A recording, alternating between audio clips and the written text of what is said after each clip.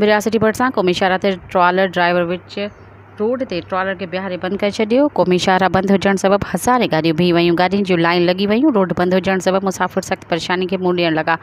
इतलाती भिरासिटी police ऐं motorway police पहुची trawler driver सां ॻाल्हियूं करे 2 कलाकनि बाद रोड खुलायो। उन मौक़े ते ट्रॉलर ड्राइवर वहीदुल्ला पठाण ऐं असदुल्ला पठाण मीडिया खे ॿुधायो त असां नुसरत फिरोज़ बाईपास ते अटक पेट्रोल पंप ते क़ाइम होटल ते मानी खाइण लाइ बीठा हुआसीं त नामालूम चोर ट्रॉलर मां रोक रक़म 3 लाख रुपया, गाॾी जा असल कागज़ ऐं मोबाइल फ़ोन चुराए विया आहिनि। हुननि वधीक ॿुधायो त असां होटल तां जीअं निकितासीं त नामालूम चोर असां जे ई मोबाइल फ़ोन तां कॉल करे चोरी थियल कागज़नि जो वधीक 1,50,000 जो भुंग तलब कयो आहे। हुननि चयो त अहिड़े वाक़े ख़िलाफ़ असां रोड ते एहतजाज कयो आहे। हुननि इल्ज़ाम हणंदे चयो त मोटरवे पुलिस ऐं भिरासिटी पुलिस असांजी का बि मदद करण लाइ तैयार न आहे। हुननि एसएसपी नुसरत फिरोज़ समेत वस वारनि खां अपील कई त फौरी तौर ते नोटिस वठी चोरी थियल रोक रक़म, कागज़ ऐं ॿियो सामान वापसि करायो वञे।